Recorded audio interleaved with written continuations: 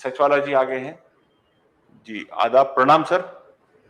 जी आदाब, कैसे हैं मेरे भाइयों? जी सर एकदम बढ़िया हैं जी। क्या चल जी। रहा सर है? आज वही जो आपने सजेस्ट किया था आज के कुरान की आयत का, तो थोड़ा सा आप मुख्तसर में बताइए, उसका इंट्रो दीजिए, फिर हम उसको स्क्रीन पे लेके बताएंगे। जी हाँ, ये कुरान की चैप्टर नंबर 81 है। इसका नाम है सूरत अत-तकवीर। तकवीर के माना होते हैं लपेटना, ठीक है। तकवीर के माना लपेटने के होते हैं।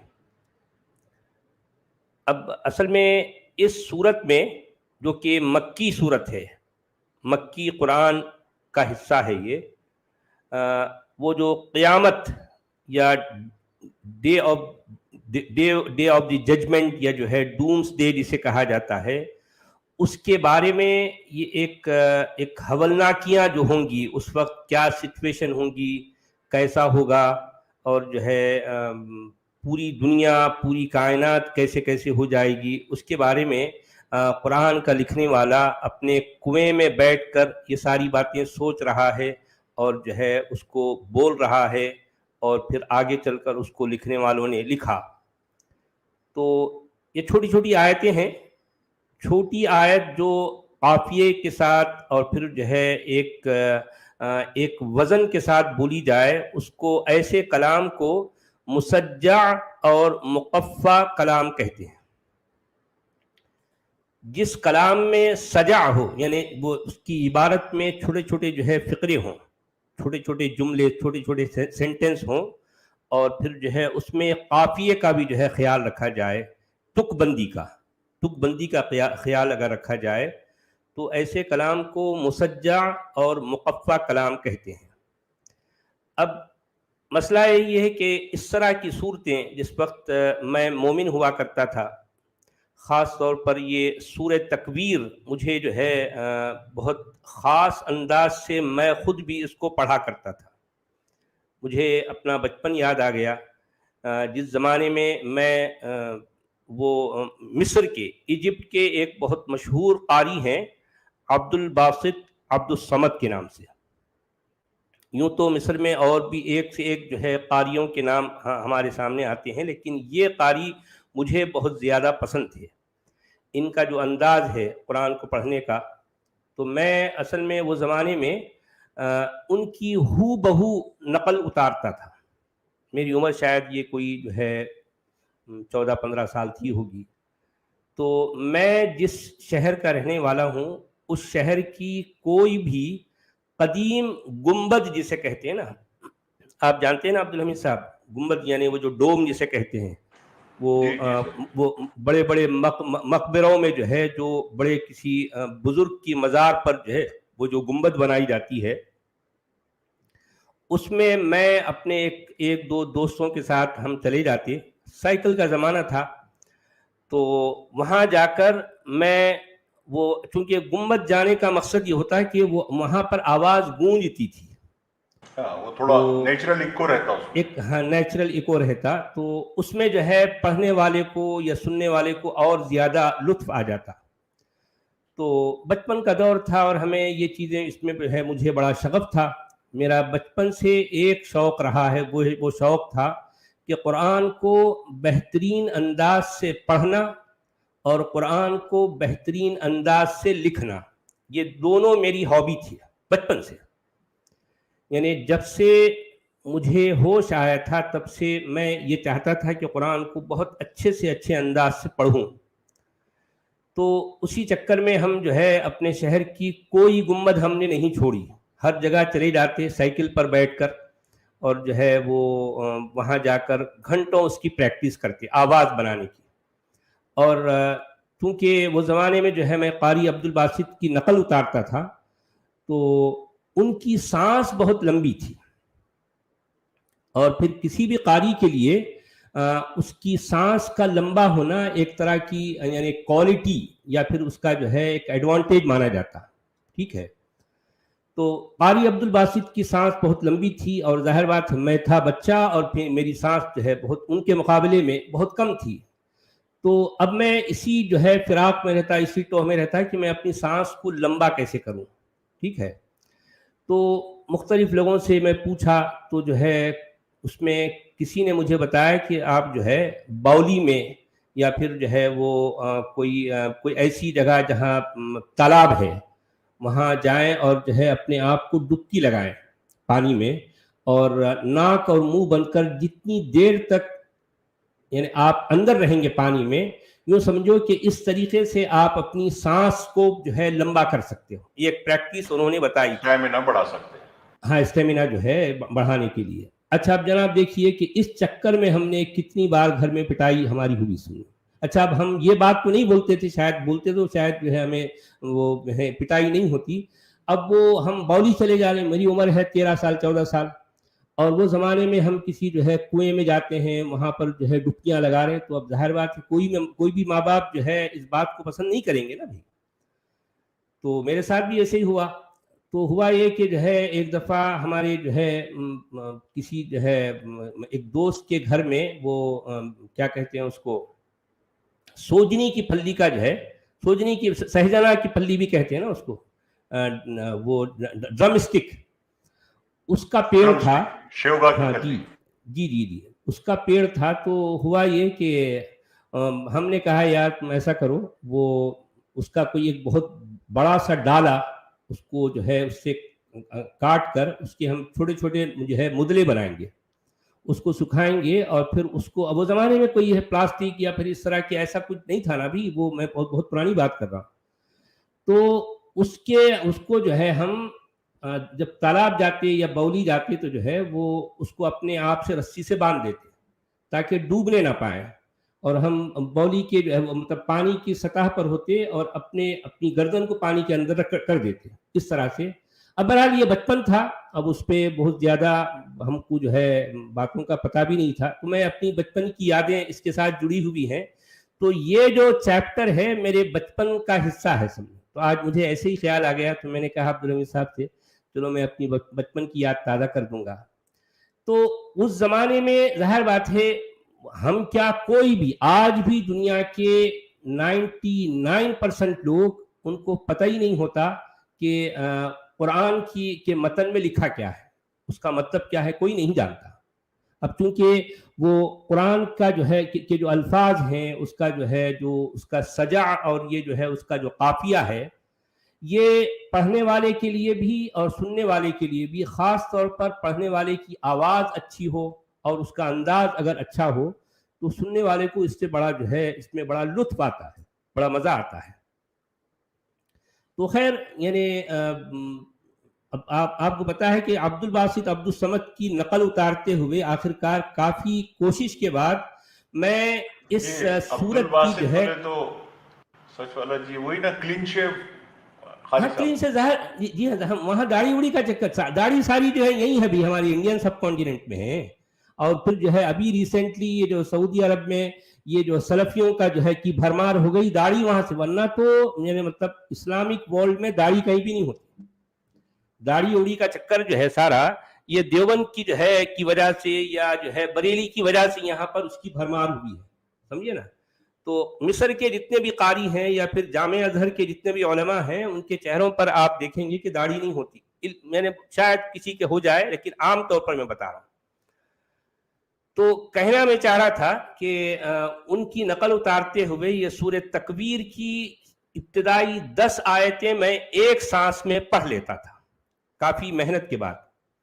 اب تو خیر جو ہے ظاہر بات ہے ہماری وہ جو ہے اب وہ عمر بھی نہیں رہی, اتنا اسٹیمنا بھی نہیں رہا, اور پھر جو ہے پریکٹس بھی ختم ہو گئی. تو وہ ابتدائی 10 آیتوں کا کیا مطلب ہے ہم جو ہے اس پر غور کریں گے. تو سورہ تکویر نکالیے ہمارے عبدالحمید صاحب, 81 کی پہلی آیت نکالیں, ایک ایک ہم آیت پڑھیں گے. خواجہ معین آپ ہیں؟ جی سر ہوں میں نکالوں یا آپ نکال دیں؟ ہاں کوئی بھی نکالیے, ایک ہی بات. میں نکال دیتا ہوں سر. جی ہاں 81 کی کتنا بولے سر؟ हाँ 81 की पहली आयत से, वहीं से शुरू कर रहे हैं ना। अच्छा ठीक है सर।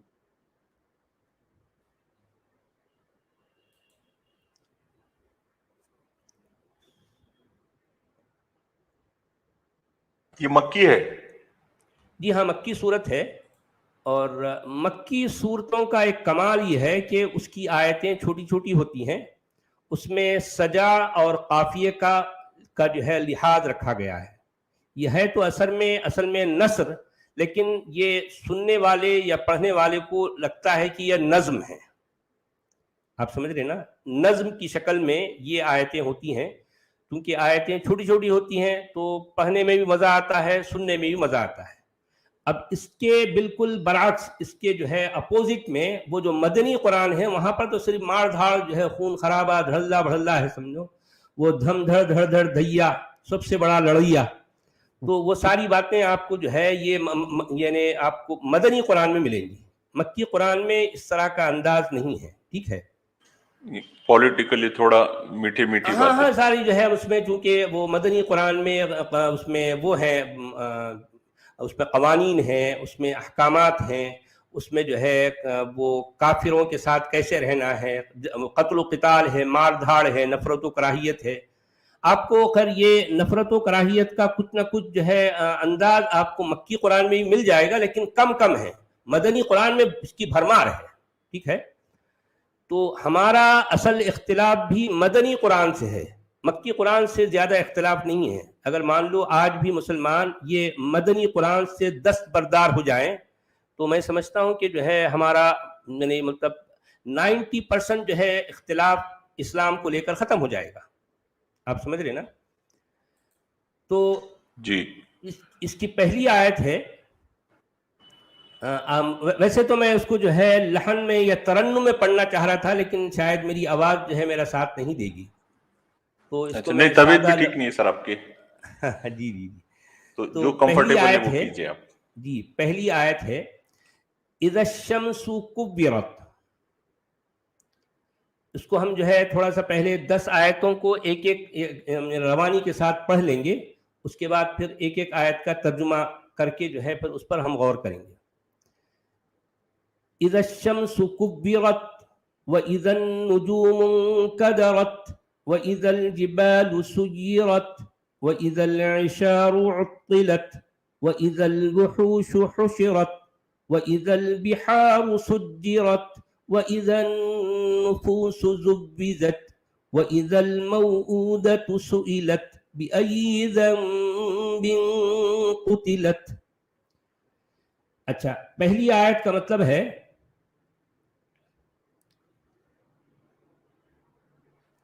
जब सूरज लपेट दिया जाएगा। क्या मतलब है सूरज लपेट दिया जाएगा? यानी मतलब यह है कि उसकी जो रोशनी है जी, वो ख़त्म हो जाएगी। अब आप थोड़ा सा इमेजिन करें, सूरज क्या है, सूरज किसे कहते हैं। अब अगर आप ऐसा इसको अगर जो है समझना चाहते हैं, समझ रहे हैं कि सूरज की रोशनी ख़त्म हो जाए तो क्या हाल होगा हमारी निज़ाम शमसी का, हमारा जो सोलर सिस्टम है उसका क्या बनेगा। बात यहाँ से शुरू हो रही है। कुरान इन बातों को पेश इस अंदाज में कर रहा है क्योंकि ये क़यामत का मंजर है, और फिर जो है उसमें सूरज जो है लपेट दिया जाएगा, तो हमारी जो सोलर सिस्टम का बनेगा क्या। सबसे पहला सवाल तो आपके जहन में ये आएगा। नहीं, लपेटना क्लियर नहीं हुआ ना सर, लपेटना क्या है एग्जैक्टली? अब असल में बात यह है कि यहाँ जो बात बताते हैं हमारे उलमा, उनका कहना यह है कि सूरज जो है हमारे पूरे सोलर सिस्टम के लिए रोशनी को बिखेरता है या रोशनी को फैलाता है। अब इस रोशनी को जब लपेट दिया जाए तो इसका मतलब यह है कि अब सूरज में न तो रोशनी रहेगी और न जो है वो जो गर्मी रहेगी।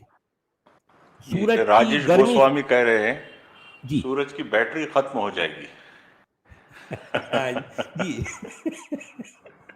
नहीं, ठीक है, आपकी बात भी सही है कि सूरज की अगर बैटरी खत्म हो जाए تو آپ ذرا یہ سوچئے کہ ہوگا کیا. یعنی آپ اس کو اگر امیجن کر رہے ہیں نا بھائی، دیکھیں یہ بھی قرآنی الفاظ، قرآنی کلمات بھی، یہ کنویں میں بیٹھ کر ایک شخص جو ہے کیا کر رہا ہے، ایک اس کی امیجنیشن ہے. تو اب یہ سورج جب لپیٹ دیا جائے، اس کی روشنی یا اس کی تمازت، اس کی جو ہے جو گرمی ہے اگر وہ ختم ہو جائے، تو ہمارے سولار سسٹم کا کیا بنے گا، اس کو سب سے پہلے آپ ذہن میں رکھیے. اس کے بعد دوسری آیت میں یہ کہا جا رہا ہے کہ اور جب تارے بکھر جائیں گے، یعنی تارے جو ہے بے نور ہو جائیں گے، مان پڑ جائیں گے، ان کے اندر جو ہے جو کشش ہے وہ ختم ہو جائے گی، بکھر جائیں گے. ایسے جیسے کہ وہ آپ کے ہاتھ میں مالا ہے، اور مالے کی جو ہے جتنی بھی جو ہے وہ موتیاں ہیں، ان موتیوں کو ایک اندر والے دھاگے نے اس کو سمٹ کے یا پھر جو ہے اس کو پرو کے رکھا ہے. اگر کسی وجہ سے یہ اندر کا دھاگا ٹوٹ جائے تو موتیاں جس طرح سے بکھر جاتی ہیں، ایگزیکٹلی اسی طرح سے یہ تارے کیا ہو جائیں گے، بکھر جائیں گے. اور پھر دیکھیں قرآن اس کے آگے چل کر، یعنی مطلب سب سے پہلے تو سورج کی روشنی ختم ہو جائے گی، یعنی اس کی بیٹری ختم ہو جائے گی. اس کے بعد تارے بکھر جائیں گے، اور پھر وَإِذَا الْجِبَالُ سُيِّرَتْ، جب پہاڑ چلائے جائیں گے. واہ، سمجھ آ رہی ہے آپ کو؟ پہاڑ یعنی چلائے سب سے جائیں. پہلے اگر ہمارے یہ سولار سسٹم کا یعنی جو اصل جو مرکز ہے وہ ہے سورج، اس کی روشنی ختم ہو جائے تو اس کا مطلب دوسری اور چیزیں بچیں گی کہاں بھائی. اور ظاہر بات ہے تارے تو بہت سے ایسے ہیں جو سولار سسٹم کے باہر ہیں نا. کیا خیال ہے؟ بہت سے تارے ایسے ہیں جو سولار سسٹم کے باہر ہیں، تو ان پر تو اثر نہیں پڑے گا، لیکن نظام شمسی جو سولار سسٹم ہے ان کا کیا بنے گا، یہ ہے اصل سوال. اس میں کیا ہے سچ والا جی، یہ بتا رہے ہیں کہ دیکھو آج سائنس کہہ رہی ہے کہ سورج کی بھی روشنی ایک دن ختم ہونے والی ہے، تمام تارے، یہ ساری چیزیں فانی ہیں. یہ اللہ تعالیٰ نے 1400 سال پہلے ہم کو بتا دیا تھا، ہے نا سائنس؟ یہ ہے جی. مدعا. نہیں بھائی سورج کی روشنی کب ختم ہوگی؟ ابھی سائنٹسٹ یہ کہہ رہے ہیں کہ سورج کی جتنی طاقت ہے اس میں تو ابھی تک 5% بھی ختم نہیں ہوا بتا رہے ہیں. گویا کہ ابھی 95% باقی ہے بھائی. اب یہ حضرت کنویں کے اندر بیٹھ کر یہ کہانی سنا رہے ہیں کہ سورج کی روشنی لپیٹ دی جائے گی، یہ کیا مطلب ہے بھائی؟ ہاں اچھا، اب آپ دیکھیے سورج کی روشنی جب جو ہے ختم ہو جائے گی تو پھر یہ پہاڑ چلائے جائیں گے، کیا مطلب بھائی؟ زمین کا کیا بنے گا؟ زمین کی حیثیت کیا رہے گی بھائی؟ جب سورج ختم ہو جائے گا تو پھر زمین کی ویلیو کیا رہ جائے گی؟ اب یہ کہہ رہے ہیں کہ جو ہے پہاڑ چلائے جائیں گے. پہاڑ کس پہ ہوتے ہیں؟ زمین پر نا. اچھا، اب اس کے بعد یہاں جو چوتھی آیت ہے اس میں کیا کہا جا رہا دیکھیے، وَإِذَا الْعِشَارُ عُطِّلَتْ، اور جب 10 مہینے کی حاملہ اونٹنیاں اپنے حال پر چھوڑ دی جائیں گی، یعنی مطلب یہ کہ جو گابھن اونٹنی ہیں وہ چھٹی پھریں گی. کیا یہ 10 مہینے کا کیا ہے؟ مطلب گاون اونٹنی 2 مہینے کی بھی رہ سکتی، گھوڑی بھی گاون رہ سکتی 3 مہینے کی. 10 مہینے کا فگر کیوں آیا؟ 10 مہینے کا فگر جو ہے وہ کہہ یہ رہے ہیں، اس میں عرب میں جو ہے اونٹنی کی بڑی ویلیو ہوتی ہے. جو میل اونٹ ہے اس سے زیادہ یعنی مطلب ان کے نزدیک ویلیو فیمیل جس کو ہم شی کیمل کہتے ہیں اس کی ہوتی ہے. اور شی کیمل میں بھی جو ہے جب وہ گابھن ہیں اور وہ بھی جو ہے اب وہ جو ہے بچہ جننے والی ہے، ایسی گابھن کسی وقت بھی جو ہے وہ یعنی مطلب وہ بچہ جننے والی ہے، تو ایسی گابھن کی یعنی بہت زیادہ نگرانی کرتے تھے. کون؟ عرب. ان کی اپنی جو ہے یہ تہذیب کا، ان کی ثقافت کا حصہ تھا کہ 10 مہینے کی گابھن اونٹنی کی بہت ہر کوئی نگرانی کرتا تھا، کہیں وہ جو ہے وہ کوئی اس کو چرا نہ لے، اس طرح سے ایسا. تو اب یہ ان لوگوں کو بتانے کے لیے کہ جو ہے 10 مہینے کی گابھن اونٹنی چھٹی پھریں گی. ये जिंदा कैसे बचेंगी जब सूरज भी नहीं रहेगा और चांद अब सवाल सितारे भी यही नहीं है रहेंगे? कि कुएं में बैठकर जो है ये सारी जो है ये ऊट पटांग सोचने वाले के लिए ये बात अभी कोई सवाल करे कि भाई जब सूरज खत्म हो जाएगा, उसकी रोशनी खत्म और तारे बिखर जाएंगे और जो है पहाड़ चलाए जाएंगे, तो ये एक आपके अरब के एक छोटे से खित्ते में अगर मान लो चंद ऊंटनियां हैं जो कि गाभन हैं, वो बचेंगी कैसे भाई? कैसे बचेंगी? हाँ,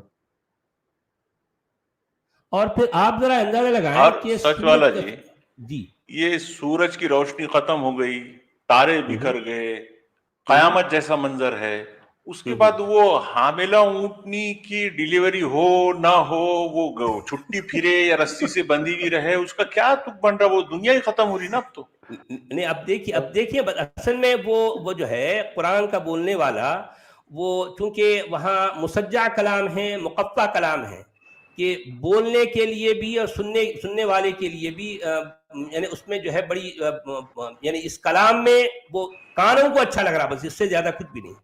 वहाँ अकल से, सोच विचार से इन बातों का कोई ताल्लुक नहीं है। अब हम ये सोचना चाहते हैं, अब हम ये सोच रहे। अच्छा सच वाला जी, जी ये जो आयत है तो इसके बारे में तफसीर में क्या लिखते हैं इसके इस्लामिक स्कॉलर्स? ये आयत मुहक्कमात है या आयत मुतशाबिहात है नहीं, या मुहक्कमात क्या है ये? मुतशाबिहात कुछ भी नहीं। वो असल में हमारे जो है इस्लामी उलमा को आज तक इस बात का पता नहीं है कि कुरान की कौन कौन सी आयत मुहक्कमात कहलाती हैं और कौन कौन सी आयत मुतशाबिहात कहलाती हैं। आज तक इस बात पर जो है इत्तिफाक राय नहीं हो सका। यही वजह है कि जिस आलिम दीन से आप ये सवाल करें कि भाई ठीक है कुरान आपके सामने है, इनमें से आप ये बताइए निशानदही करते हुए कि कौन कौन सी आयतें महकमात हैं और कौन सी मुतशाबिहात हैं, तो ठीक है भाई, आप तो आलिम दीन हैं, हम तो तलबा हैं, तो हमारे लिए जो है आप ये रहनुमाई कीजिए और हमें बताएं कि जो है अगर जो महकमात हैं हम उन्हीं आयात पर गौर करेंगे, मुतशाबिहात में हम जो है बेवजह अपना वक्त ज़ाय करना नहीं चाहते। लेकिन मजाल है कि यानी पूरी इस्लामी तारीख में कोई एक भी आलिम दीन ने इस सवाल का जवाब दिया, कोई भी नहीं जानता। ये सारी गोल मटोल बातें, गोल मटोल बातें। तो अब देखिए कि जब सूरज जो है वो बेनूर हो जाएगा और लपेट दिया जाएगा, तो ये ऊंटनी कैसे बचेगी?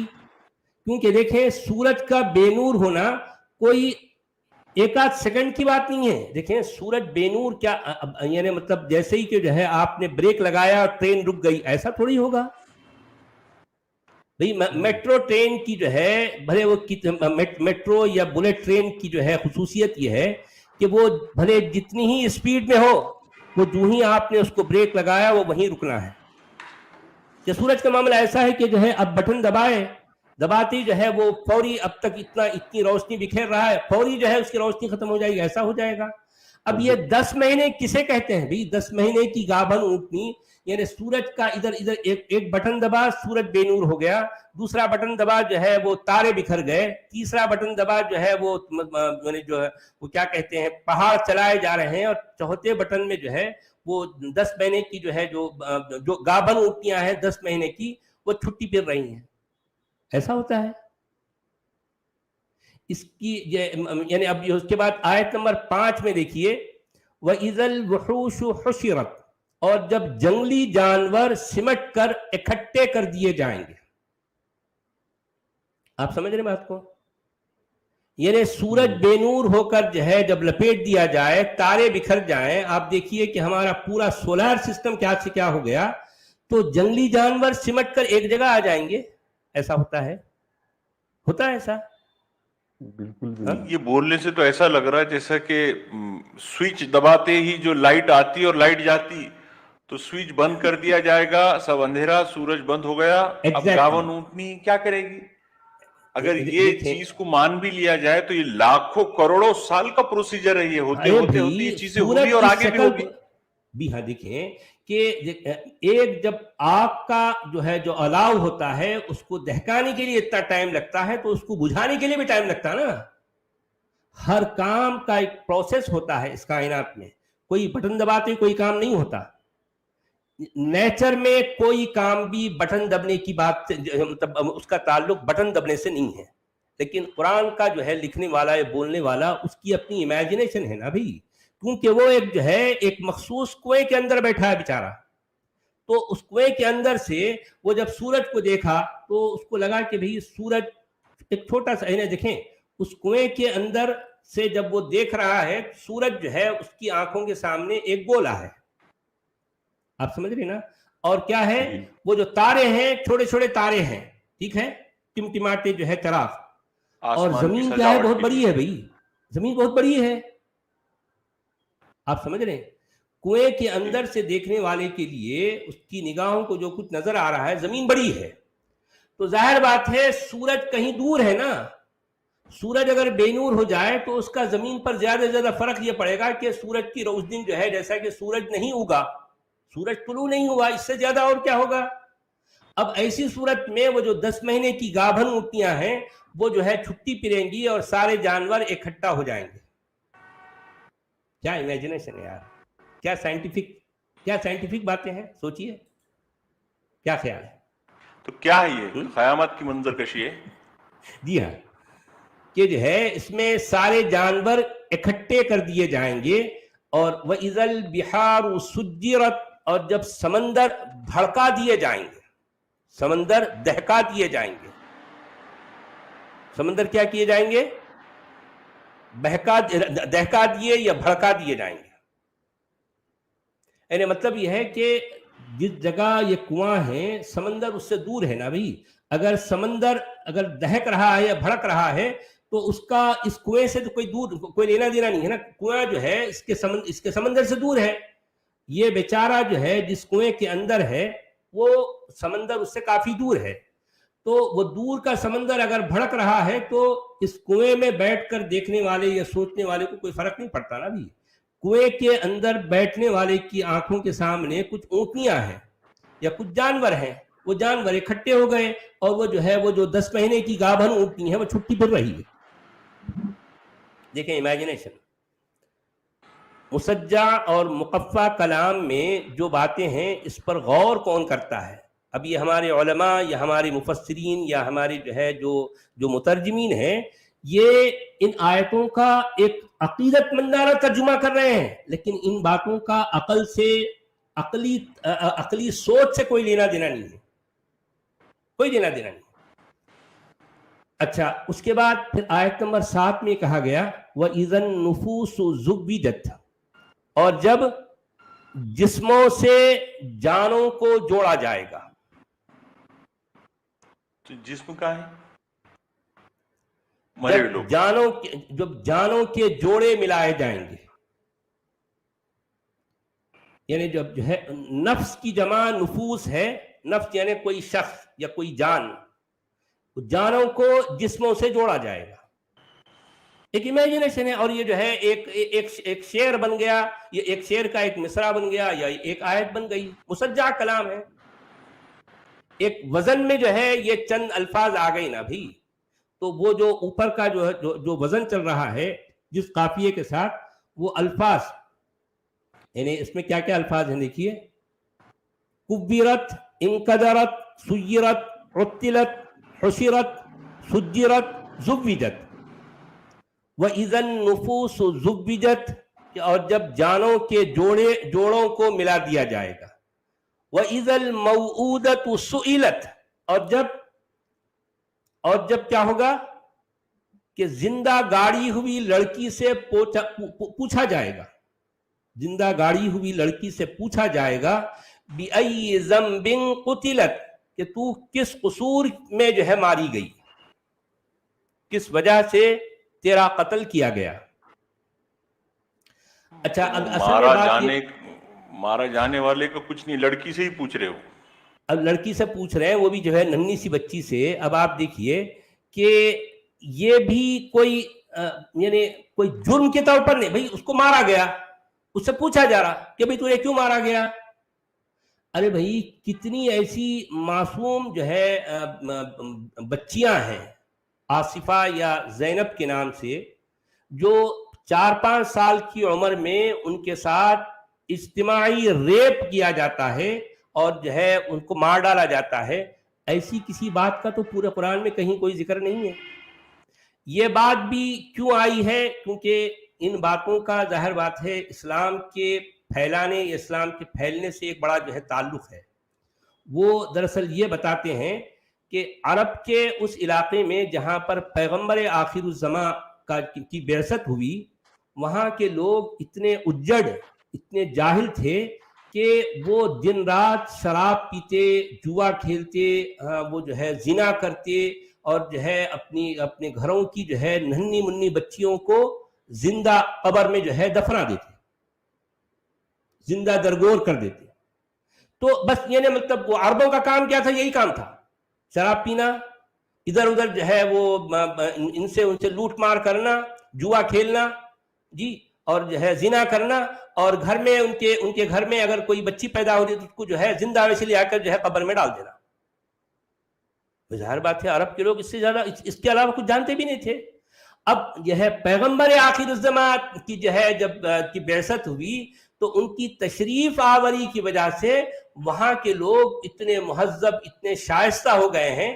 تو ظاہر بات ہے اگر جو ہے جو بھی وہاں کمال ہے وہ کمال سارا کا سارا ہمارے نبی پیغمبر آخر الزماں کی جو ہے کی وجہ سے ہوا، ان کے طفیل سے ہوا، ورنہ تو عرب ایسا تھا.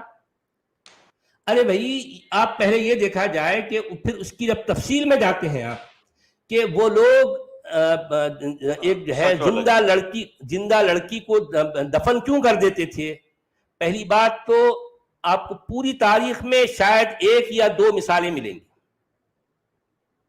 اور ہر بار ہر کوئی وہ ایک ہی حدیث کا حوالہ دیتا جو کہ جو ہے مان لو کوئی ایسی مستند حدیث نہیں ہے جس میں یہ کہا گیا ہے کہ ایک صحابی نے اپنے جو ہے اپنی جاہلیت کے زمانے کا جو ہے ایک واقعہ کہ پیغمبر کے سامنے سنا رہا ہے. وہ صحابی سنا رہے ہیں اور کہہ رہے ہیں کہ یا رسول اللہ، میری ایک معصوم سی بیٹی تھی، ٹھیک ہے، میری معصوم سی بیٹی تھی جو میرے ساتھ رہتی تھی، میرے ہر کام میں میرا ہاتھ بٹاتی تھی، ٹھیک ہے، اور میرے ساتھ جہاں میں جاتا جو ہے جو کام کرتا میرے ساتھ ہوتی.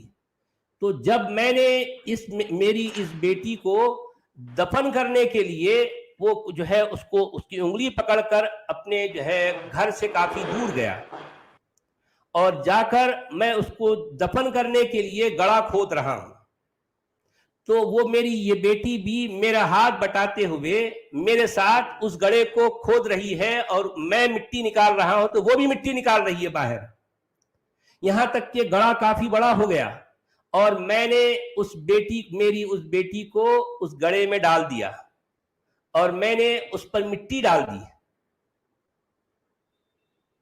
تو یہ بات وہ صحابی رسول اللہ کو سنا رہے ہیں. تو رسول اللہ اتنا روئے کہ ان کی داڑھی بھیگ گئی.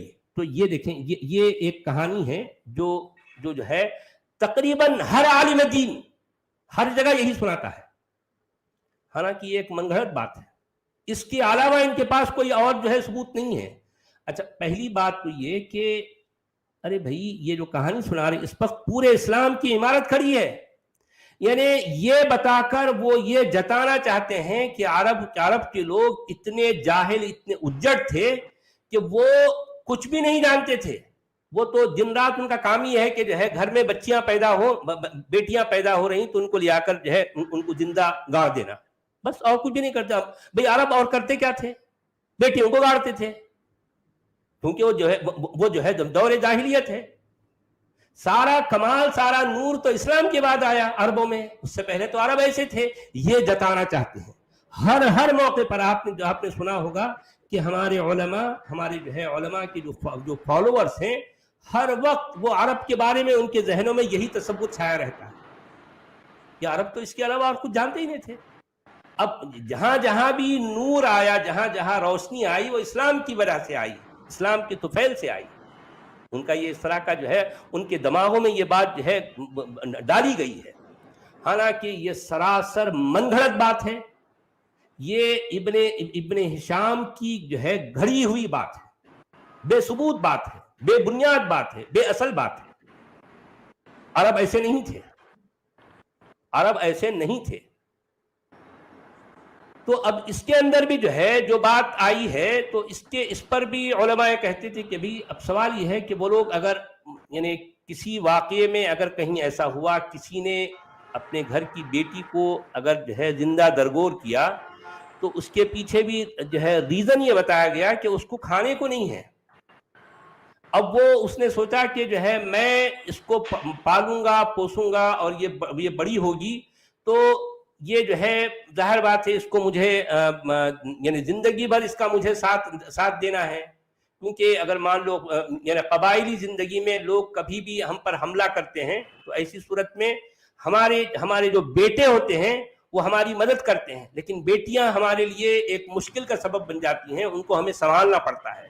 اور دوسرے لوگ جو حملہ آور ہیں ان بیٹیوں کو اٹھا کر ان کو لونڈیاں بناتے تھے. اس سے بہتر یہ ہے کہ اس کو زندہ درگور کر دیا جائے. یہ ایک کہانی ہے جو کہ من گھڑت ہے، اور پھر جو ہے یہ صرف ایک اس وجہ سے گھڑی گئی تاکہ عربوں کا ایسا ثابت کیا جائے اور ان کے پیارے پیارے جو ہے نبی کو بہت اچھا بہت منہ میاں مٹھو جو ہے ثابت کیا جائے. اس وجہ سے یہ کہانی گھڑی گئی. اس کے علاوہ تو اور جناب نہیں ملتی کہ جی عرب لوگوں کی جی تاریخ میں اس کے علاوہ کیا اس کہا؟ طرح بیٹیوں کو زندہ دفن کرنے کا کوئی واقعہ ملتا ہے کہ دوسرے کسی اور لٹریچر میں؟ نہیں دیکھیں میں نے کہا نا کہ مستند واقعے کے طور پر حدیث کا یہی حوالہ دیتے ہیں، مگر اس حوالے کے علاوہ ان کے پاس کوئی ایسی خاص جو ہے کوئی ایسا خاص ثبوت نہیں ہے. میں کہتا ہوں کہ اگر ایک دو ایسی کوئی باتیں ہوئی ہیں تو شاید ہوئی ہوں گی. وہ تو ہر سماج میں ہر جگہ کسی زمانے میں ایسا ہوتا تھا، تو کیا اس کی وجہ سے پورا سماج ایسا ہی ہو جاتا ہے؟ ہاں، سوال ہی پیدا نہیں ہوتا. اب یہ اس طرح کی باتیں کہہ کر صرف یہ جتانا مقصود ہوتا ہے کہ جو ہے ہماری جو ہے آج دنیا میں جو روشنی آئی وہ صرف اسلام کے کارن آئی، ورنہ تو ہر جگہ اندھیرا تھا. یعنی دور جاہلیت تھی، جاہلیت کا اندھیرا تھا، ہر جگہ ظلمت اور تاریکی تھی. اسلام آیا تو روشنی آئی. تم آ گئے تو نور آ گیا ہے. کیا بات ہے یار، سرور آ گیا ہے. نہیں تو چراغوں سے لو جا رہی تھی. جی جی یہ بات ہے. تو بہرحال یہ جو ہے اسلام کی کارستانیاں جو ابن ہشام کی جو ہے منمانی من گھڑت باتوں سے جو ہے پر جو ہے نردھارت ہے. آج بھی مسلمان اسی بات کو دہراتے ہیں. پتہ کچھ بھی نہیں ہے لیکن دہرانا ہے کیونکہ ان کے ملاؤں نے ان کے دماغوں میں جو ہے گھٹی پلا کر ڈالی ہے. نہیں تو سچ والا جی یہ آمینہ کو دفنایا نہیں گیا، خدیجہ کو دفنایا نہیں گیا، اور دوسری اور بھی جو عورتیں ظاہر تھیں. بات ہے. نہیں دیکھیے کہ اگر واقعی یعنی یہ بات صحیح ہوتی جو کہ ابن ہشام کی من گھڑت جو ہے یہ بات اگر واقعی صحیح ہوتی تو یہ عربوں میں اتنی شادیوں کا رواج آخر کیسے ہوتا؟ بھی اتنی بیویاں آتی کہاں سے؟ اگر سارے لوگ جو ہے ایسے تھے تو پھر اتنی بیویاں کہاں سے آ رہی ہیں؟ ہاں سوچنے کی بات ہے نا. اور پھر یہ سراسر بے بنیاد بات ہے. عرب ایسے نہیں تھے، بلکہ آپ کئی موقعوں پر اگر آپ واقعی جو ہے عرب کی تاریخ کا مطالعہ کریں گے تو یہ جسے آج ہم اسلام کہتے ہیں اس سے کہیں زیادہ مہذب اور متمدن لوگ تھے. وہ اس سے زیادہ ان کے اندر جو ہے انسانیت تھی. یہ کہیں اور آپ کو جانے کی ضرورت نہیں ہے. خود اسلامی تاریخ میں جو ہے جو باتوں کو پیش کیا گیا مکہ کے حوالے سے میں نے کل ہی آپ کے سامنے پڑھ کے سنایا تھا، یاد ہے آپ کو؟ یعنی مکہ کیا تھا اگر آپ اس پر غور کریں تو دیکھیے میں وہ کل کے اقتباس کو ایک بار میں پھر پڑھ کے سنا دیتا ہوں. جی سر بالکل. کہ دیکھیے کہ آپ اگر غور کریں کئی خداؤں کو ماننے والا سماج ایک خدا کو ماننے والے سماج کے مقابلے میں زیادہ روادار زیادہ برداشت والا ہوتا ہے. آپ سمجھے یہ میرا نقطہ میں کیا کہنا چاہ رہا ہوں اس میں؟ بالکل. جس سماج میں زیادہ خداؤں کو مانا جاتا ہے وہ سماج ٹالرنٹ ہوتا ہے. آپ سمجھے میری بات میں کیا کہنا چاہ رہا ہوں؟ جس سماج میں زیادہ خداؤں کو ماننے کا رواج ہے. بھئی دیکھیں میں اس چکر میں پڑھنا نہیں چاہتا کہ جو ہے ایک خدا صحیح ہے یا زیادہ خدا صحیح ہے، کیونکہ میرا تعلق کسی خدا سے نہیں ہے. سچی بات ہے. میں کسی خدا پر جو ہے کی بات ہی نہیں کرتا، کیونکہ یہ میرا سبجیکٹ نہیں ہے. خدا اصل میں میرا سبجیکٹ نہیں ہے، میرا سبجیکٹ ہے قرآن، میرا سبجیکٹ ہے اسلام، میرا سبجیکٹ خدا نہیں ہے. سمجھ رہے نا؟ تو لوگ 10 خدا کو مانے، 1000 خدا کو مانے، ایک خدا کو مانے نہ مانے، وہ ان کی اپنی جو ہے چوائس ہے، ان کی اپنی مرضی ہے. میرا یہ سبجیکٹ نہیں ہے. لیکن میں یہ صرف بات صحیح ہے، کئی خداؤں کو ماننے والی جو معاشرہ اور سماج ہے وہ ایک دوسرے کو برداشت کرنے والے رہتے، بھائی چارے ہاں والے رہتے. نہیں، ان کے اندر یہ ایک فطری بات، ایک نیچرل جو ہے ان کا فینومینن ہے. میں بتا رہا ہوں آپ کو کہ قوت برداشت اور اجتماعی میل جول کے حوالہ سے کئی خداؤں کو ماننے والا سماج ایک خدا کو ماننے والے سماج کے مقابلے میں کہیں زیادہ متحمل اور روادار ہوتا ہے. جیسا کہ جس شہر ہندوستانی کو، معاشرہ ہے. جی ہاں، ایگزیکٹلی جس شہر کو مکہ کہا گیا ہے اس کی بھی لگ بھگ یہی خصوصیت تھی. سماجی اور اعتقادی اعتبار سے مکہ دراصل سیکولر سوچ اور فراخ ذہن لوگوں کا شہر تھا. اس کے باشندے آپس میں مل جل کر رہتے، اپنے اپنے خداؤں کو پوجتے اور ان کے لیے نظر و نیاز پیش کرتے تھے. خدا کو لے کر ان کے ہاں نہ کوئی جھگڑا ہوتا اور نہ خدا کے نام پر کوئی نفرت و کراہیت برتی جاتی. ان میں کا کوئی بھی فرد نہ کسی دوسرے کے خدا کو باطل ٹھہراتا تھا اور نہ کسی دوسرے کے خدا کی تحقیر و تذلیل کرتا تھا. ایسے علاقے، ایسے زمانے اور ایسے لوگوں کے بیچ ایک شخص اٹھ کر یہ راگ الاپنے لگا کہ دوسروں کے تمام خدا یکسر غلط اور باطل ہیں، صرف میرا ہی خدا بالکل صحیح اور برحق ہے. اپنے مومیاں مٹھو بن کر دوسروں کے خداؤں کا استہزاء اور تمسخر کرنا اس آدمی کے شب و روز کا وتیرہ بن چکا تھا. باشندگان مکہ نے اس شخص کو ہر طرح سے سمجھایا بجھایا کہ وہ اپنی اس نرالی روش سے باز آ جائے، مگر یہ شخص تھا کہ دوسروں کے ہر مشورے کو نکارتے ہوئے اپنی ضد اور تنگ نظری پر اڑا رہا. اس نئے راگی نے نہ صرف یہ کہ اہالی مکہ کے معبودوں کی برملا طور پر گستاخیاں کی تھیں، بلکہ ان کے معاشرتی شیرازے کو بھی بکھیر کے رکھ دیا تھا. ان کے سماج کو جو ہے 2 ٹکڑوں میں بانٹ کر مومن اور کافر والی درست دراڑیں ڈال دی تھیں. سگے بیٹے کو سگے باپ کا مخالف، سگے بھائی کو سگے بھائی کا دشمن، شوہر کو اپنی ہی بیوی کا نامحرم، ایک پڑوسی کو اپنے پڑوسی کا حریف و بدخواہ اور ایک دوست کو اپنے ہی دوست کا مخاصم بنا ڈالا تھا. اب آپ ذرا جو ہے غور کیجئے، عددی کثرت، اجتماعی طاقت اور زمینی امکانیات کے باوجود مکہ والوں کی یہ بے نظیر حلم و بردباری نہیں تو بھلا اور کیا تھی کہ وہ لوگ اپنے روادار سماج کے ایسے پرخطر اور خوفناک مجرم کو بھی 1-2 سال نہیں بلکہ 13 برس تک جھیلتے اور سہتے رہے. صاحبان مکہ کا صبر و ضبط اور ان کی طاقت برداشت بلا شبہ خراج تحسین کے لائق ہے. دور حاضر کے 57 مسلم ممالک اور اسلام کی پوری تاریخ میں اہالی مکہ کے جیسے ضبط و تحمل کا عشر عشیر بھی نہیں پایا جاتا.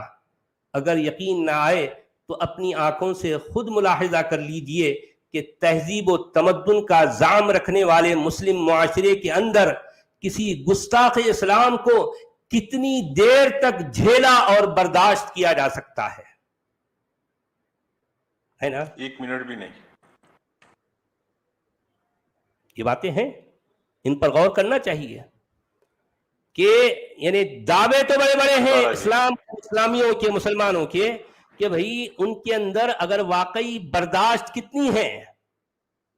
مکہ والوں نے جو ہے اس شخص کو جو کھلی طور پر ان کے خداؤں کی گستاخیاں کرتا تھا، کھلم کھلا ان کو باطل کہتا تھا، ان کو غلط کہتا تھا، کھلم کھلا، اس کے باوجود انہوں نے اس شخص کو جھیلا، برداشت کیا، سہتے رہے.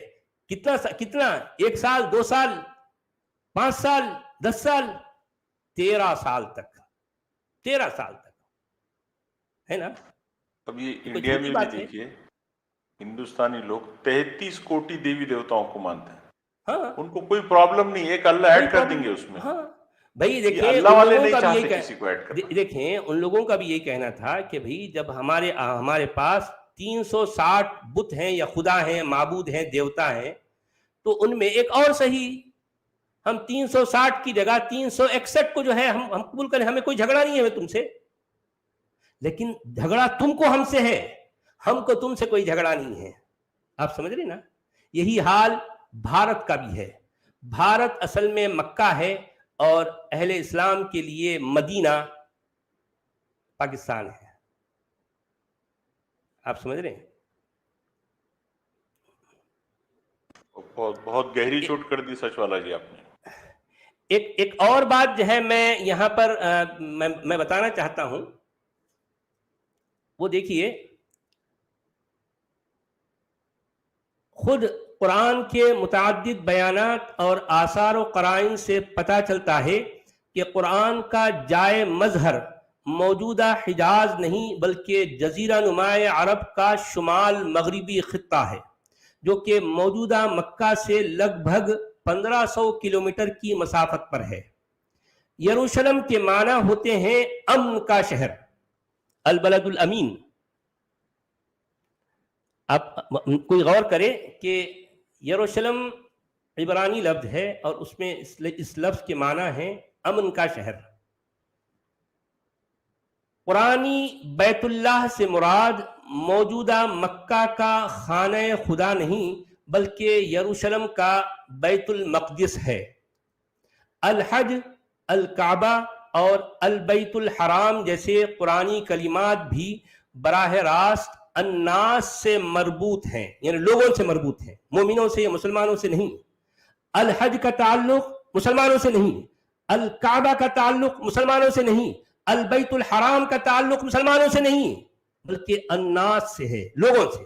قرآن کے مطابق میں قرآن کی باتیں کر رہا ہوں. لوگ کوئی بھی ہو سکتے, مسلم بھی نان مسلم, لوگ کوئی بھی فرد جو ہے اس میں جو ہے مطلب اس کا تعلق الحج سے ہے, الکعبہ سے ہے, البیت الحرام. اکارڈنگ ٹو قرآن الحج, الکعبہ, البیت الحرام کا تعلق کس سے ہے؟ مسلمانوں سے نہیں, لوگوں سے ہے. اچھا, ان قرآنی کلمات کا کوئی واسطہ نہ تو مروجہ اسلام اور مسلمانوں سے ہے, نہ کسی قبلہ سے ہے, نہ کسی سجدہ سے ہے, نہ کسی نماز سے ہے اور نہ کسی مسجد سے ہے. ام القرآن اور البلد الامین جیسے محتم بالشان قرآنی کلمات بھی نہ تو موجودہ مکہ پر منطبق ہوتے ہیں اور نہ موجودہ کعبہ نامی یہ چوکور پتھریلو ڈبہ البیت العتیق جیسی قرآنی تعبیر سے کوئی تاریخی یا جغرافیائی مناسبت رکھتا ہے. قرآن کا الصفا المروہ کو پہاڑیاں, قرآن نے الصفا المروہ کو پہاڑیاں نہیں بلکہ شعائر اللہ کہا ہے. قرآن کے مطابق ان شعائر کی سعی نہیں بلکہ ان کا طواف کیا جائے گا. آج پوری دنیا کے مسلمان الصفا المروہ کی کیا کرتے ہیں؟ سعی کرتے ہیں. یہ جو ہے ڈائریکٹلی یہ اگینسٹ قرآن جاتے ہیں, قرآن کے جو ہے اگینسٹ ہے.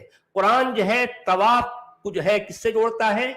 یہاں پر الصفا المروہ کو طواف سے جوڑ رہا ہے, سعی نہیں ہے, یہاں طواف کرنا ہے.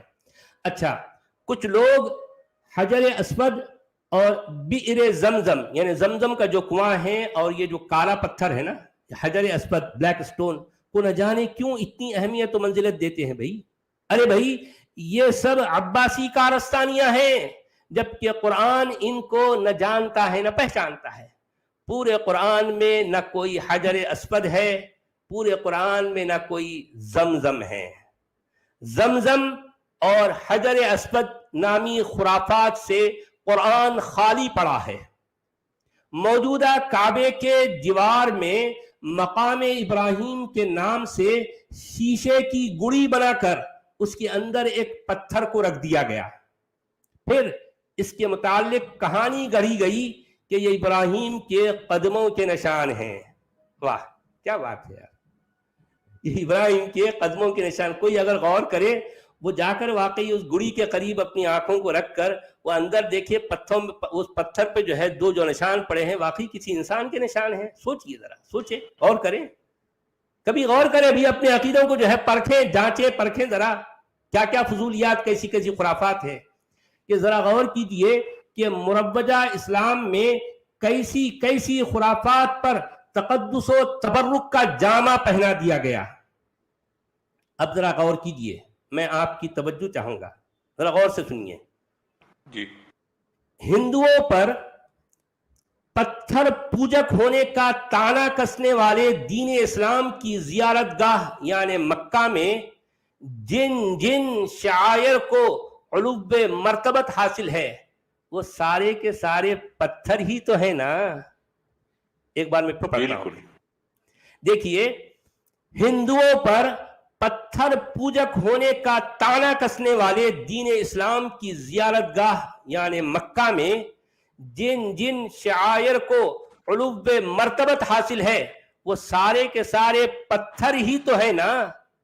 حجر اسود یعنی کالا پتھر، کعبہ نامی چوکور پتھر، حتیم کعبہ بھی پتھر، مطاف بھی مرمر کا پتھر، مقام ابراہیم خود بھی ایک پتھر، آب زمزم کا منبع و مخرج بھی پتھر، صفا بھی پتھر، مروہ بھی پتھر، میدان عرفات بھی پتھر، مزدلفہ میں جن کنکریوں کو چنا جاتا ہے وہ بھی پتھر، اور مینا میں ان کنکریوں سے جن جمرات کو مارا جاتا ہے وہ بھی پتھر.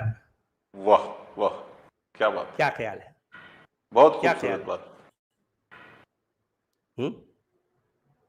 پتھر پتھر. اور جمعہ کو جو مارا جاتا ہے وہ بھی پتھر. ہاں جی جی جی اسٹون پیلٹنگ جی. جی کیا پتھر ہے یار، پتھر پتھر. اب دیکھیں اتنے خود پتھروں کے حقارت اندر سے ڈوبا ہوا بولتے ہے. دیکھیں کہ اسلام کا سارا معاملہ پتھروں سے جڑا ہے، اور یہ دوسروں کو تانا دیتے ہیں، دوسروں کو تانا دے رہے بھائی وہ تو جو ہے مورتی پوجک ہے، پتھر پوجک ہے. ارے یار تم کیا کر رہے ہو، کیا کرتے ہو تم لوگ مکہ میں؟ اور ہے کہ پتھر کے سوا کیا ہے ذرا بتاؤ مجھے. مکہ میں پتھر کے سوا کیا ہے؟ میرا جو ہے یہ ایک لائف ٹائم کوشچن ہے. مکہ میں پتھر کے سوا کیا ہے؟ کچھ نہیں. کیا ہے؟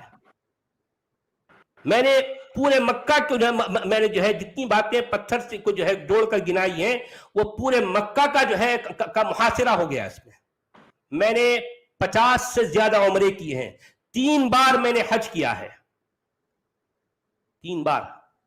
بھائی جس وقت میں حج کیا تھا میں جب تلبیہ پڑھتا تھا، لبیک اللہم لبیک لبیک لا شریک لک لبیک ان الحمد والنعمت لک والملک لا شریک لک لبیک اللہم لبیک، یہ اس تلبیے کے کلمات کو جس وقت میں پڑھتا تھا اونچی آواز میں، کیونکہ میرا لہجہ ایک عربی لہجہ تھا، اور بظاہر بات ہے میں جس انداز میں میرے جو ہے میں جو ہے ان کلمات کا مخرج بہت جو ہے بہت واضح تھا. تو میں جس وقت اور دوسرے حاجیوں کے ساتھ جب میں حج کر رہا تھا تو اس میں کتنے ایسے عرب تھے، تو میری آواز اور میرے انداز سے وہ لوگ اتنے امپریس ہو گئے تھے تو وہ کہتے کہ جو ہے میں تم ہی پڑھا کرو. یعنی وہ اس میں طریقہ کیا ہوتا ہے کہ سارے لوگ جو ہے جب اکٹھے ہوتے ہیں، خاص طور پر جو ہے وہ یعنی جس کو ہم جو ہے عرفات کہتے ہیں، یا پھر مینا میں، یا پھر جو ہے مزدلفہ میں، کہیں بھی جہاں بھی تلبیہ پڑھنا ہے تو مجھ سے پڑھوایا جاتا تھا، اور میرے پیچھے پتہ نہیں ہزاروں جو اس میں عرب ہیں، میں اس کو پڑھتا تو مجھے ابھی بھی وہ جو ہے وہ لمحات یاد ہیں کہ میرے گلے کی جو ہے جو رگیں ہیں عبدالحمید صاحب اتنی پھل جاتی تھی. یعنی میں ایک خاص کیفیت میں ڈوب کر جس انداز سے میں ان کلمات کو ادا کرتا تو میں ایمانی جوش سے جو ہے لبریز ہوتا.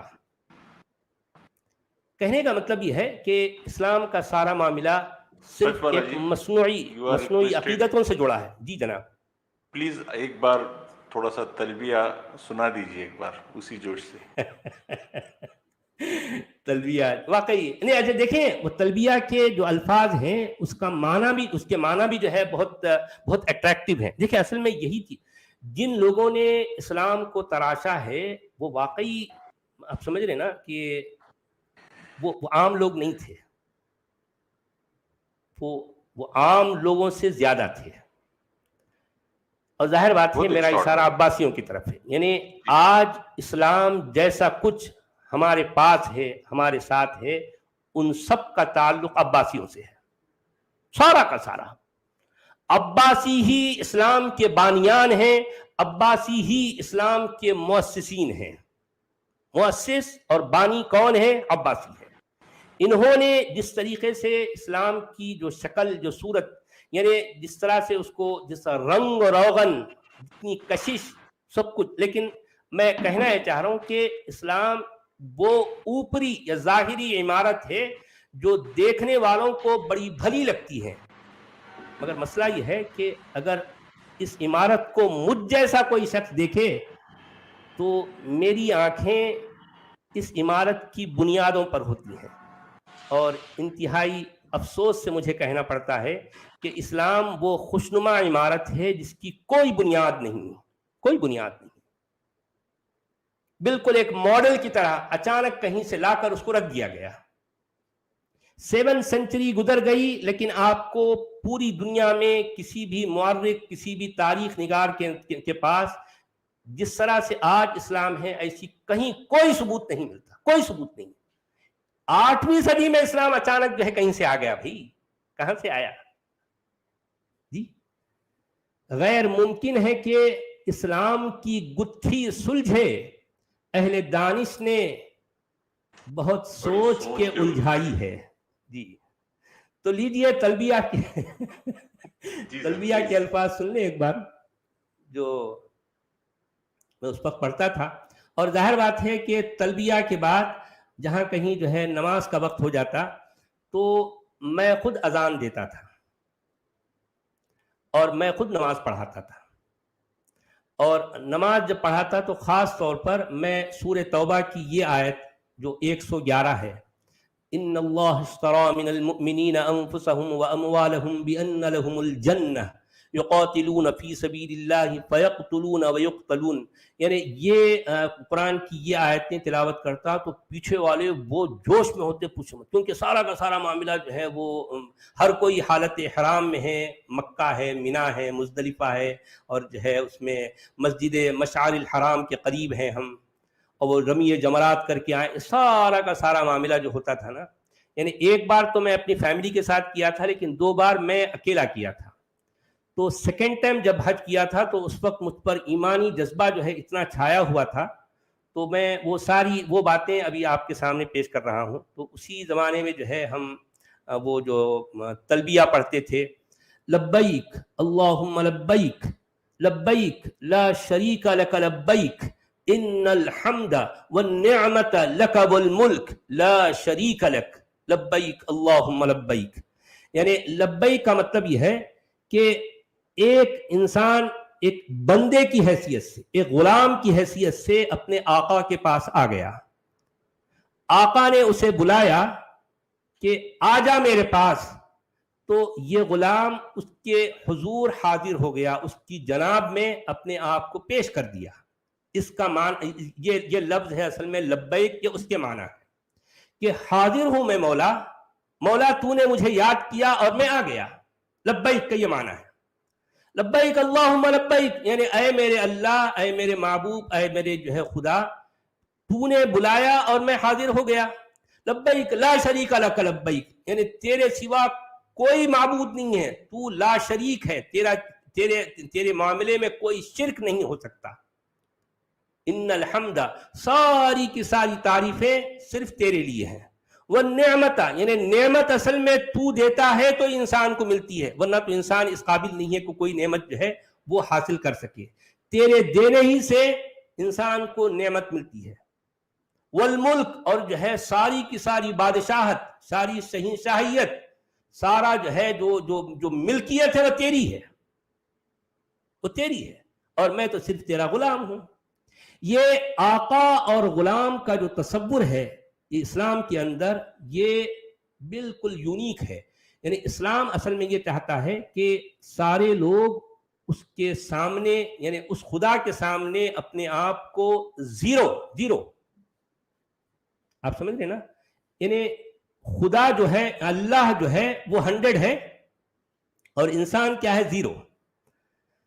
وہ اپنے آپ کو ایسے ہی پیش کرے کہ میں 0 ہوں اور اللہ کیا ہے 100 ہے. یہ رشتہ ہے ایک 100 اور 0 کا. آپ سمجھ رہے نا.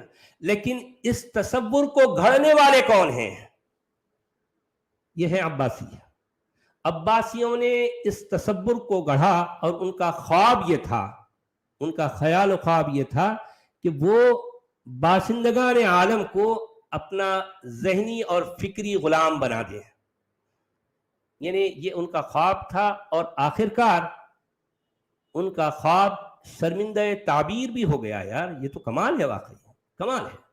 انسانی تاریخ کا ایک انتہائی غیر معمولی جو ہے آپ یہ کام کہہ سکتے ہیں. جس طریقے سے اسلام کو تراشا گیا, یعنی بغیر کسی بنیادوں کے ایک عمارت کو کھڑا کر دیا گیا سطحی طور پر. سطحی طور پر اسلام کی گہرائی کچھ بھی نہیں ہے, اسلام سطحی ہے, سطحی. یعنی یہی وجہ ہے کہ بالکل تھرماکول کی ایک جو ہے کوئی چیز جو ہے آپ کو بہت کلرفل, بہت اٹریکٹیو. یعنی تھرماکول کو اگر کلر نہ بھی کیا جائے تو دور سے دیکھنے میں جو ہے کیونکہ وہ جس میٹیریل کا بنا ہے اس میٹیریل کی ٹینڈنسی ایسی ہوتی ہے کہ وہ جو ہے بہت دوسروں سے بالکل منفرد نظر آتا ہے, دوسرے کسی میٹیریل سے. مگر مسئلہ یہ ہے کہ وہ بالکل ہلکا ہوتا ہے, وہ بے ناپائیدار ہوتا ہے, اس کی اپنی کوئی جو ہے خود اس کا اپنا وزن نہیں ہوتا ہے. ایگزیکٹلی یہی معاملہ اسلام کا ہے. اسلام اندر سے اتنا کھوکھلا ہے کہ آپ امیجن نہیں کر سکتے. مگر مسئلہ یہ ہے کہ وہ ہے ایک تھرماکول کی جو ہے ایک چیز جو آپ کو لگ رہی ہے یار اتنی بڑی ہے, لیکن اس کی بنیادیں بالکل 0 ہے, 0. تھرماکول کی یہ اسلام نامی عمارت 0 پر کھڑی ہے, 0 پر بس. تو چلیے جناب ابھی جو ہے ہم سچوالا جی ہمارے عثمان بھائی لبیک لبیک کہہ رہے ہیں. سچوالا جی لبیک. جی عثمان بھائی جی یہ مولانا ہمارے ایک ہے نا طارق صاحب. کون بھائی؟ یہ انٹرفیتھ ہارمنی کے لیے کام کرتے ہیں. انہوں نے مسجد حرم اور ایودھیا ان سب کو بتایا کہ یہ پیسفل جگہ ہے, اچھا, جہاں پر یدھ نہ کیا جائے, اس لیے اس کو ایدھ اور کہا گیا. اور مسجد حرم میں بھی قتل و غارت نہیں کرنا ہے, تو اس کو کوریلیٹ کیا انہوں نے. اچھا. حالانکہ یہ تاریخی طور پر سراسر غلط ہے. تاریخی طور پر وہاں کئی ایسی لڑائیاں, کئی بار خون خرابے ہو چکے ہیں, کئی بار انسانی جانوں کا ضیاع ہوا ہے. اور میں آج بھی کہہ دوں کہ جب بھی حج ہوتا ہے تقریباً کوئی سال ایسا نہیں جاتا جب وہاں کوئی حادثہ نہ ہوتا ہو. لیکن یہ ظاہر بات ہے سعودی عرب ایک جو ہے کنگڈم ہے اور یہ اس کا اپنا ایک داخلی معاملہ ہے کہ اس طرح کی باتوں کو بہت سختی کے ساتھ دبا دیا یا چھپایا جاتا ہے کہ حج کے موقع پر دنیا میں ایسے جو ہے باور کرایا جاتا ہے کہ وہاں سارا معاملہ پرامن ہے. ظاہر بات ہے کہ دیکھیں جس وقت 1997 کی بات ہے, اس وقت میں حج پر تھا اپنی فیملی کے ساتھ اور میں مینا میں تھا. اور مینا میں جو آتش زنی ہوئی تھی, جو آتش گیری کا جو ہے جو بھیانک ترین جو واقعہ ہوا تھا, اس کو جو میں نے اپنی آنکھوں سے دیکھا, جتنے لوگ اس وقت مینا میں تھے انہوں نے اپنی آنکھوں سے دیکھا. لیکن باہر جا کر یعنی جب حج سے ہم واپس آئے اپنے گھروں کو, اور ہم نیوز پر یا پھر جو ہے نیوز پیپر میں جہاں دیکھا, اس سے تو ایسا لگا کہ ایک معمولی سا واقعہ ہوا ہے, معمولی سا. حالانکہ وہاں تو ایک جہنم تھی بھائی. جہنم کو ہم نے اپنی آنکھوں سے دیکھا ہے. سارے ضیوف الرحمان ہیں، مکہ ہے، اور اس کے اندر جو ہے اس قدر بھیانک واقعہ، اور رمی جمرات جہاں پر جو ہے وہ شیطانوں کو کنکریاں ماری جاتی ہیں نا، تقریباً ہر سال وہاں کچھ نہ کچھ حادثہ ہوتا ہے، لیکن یہ ساری باتیں دبا دی جاتی ہیں، چھپا دی جاتی ہیں، یہ منظر عام پر نہیں آتی، دنیا کو پتہ ہی نہیں ہے اندر کیا ہوتا ہے، کچھ بھی نہیں پتا ہوتا۔ تو کہنے کا میرا مطلب ہے کہ میں یہ نہیں کہنا چاہ رہا ہوں کہ ایسا نہیں ہوتا، ایسا ہر جگہ ہوتا ہے، لیکن جہاں اتنے سارے لوگ جمع ہوں، اکٹھے ہوں، تو وہاں کچھ نہ کچھ ایک اس طرح کے جو ہے کوئی ناگہانی ہوتی ہے۔ میں یہ نہیں کہہ رہا ہوں کہ ناگہانی نہیں ہو سکتی ہے، کیونکہ یہ آدمی کتنا ہی انتظامات کر لے، کچھ نہ کچھ کہیں نہ کہیں کوئی جھول رہ جاتا ہے، اس کی وجہ سے کوئی ناگہانی، کوئی افتاد جو ہے کہیں پر ہو جاتی ہے، مگر اس کو جو چھپایا جاتا ہے اور اس کے پیچھے یہ ان کا یہ جو مقصد ہوتا ہے کہ مکہ ایک پرامن جگہ ہے، تو یہ سراسر جھوٹ ہے، سراسر فریب ہے، یہ دغا بازی ہے، جو لوگوں کی آنکھوں میں دھول جھونکنے کے جو ہے مترادف ہے، میں یہ کہنا چاہ رہا ہوں۔ ٹھیک ہے؟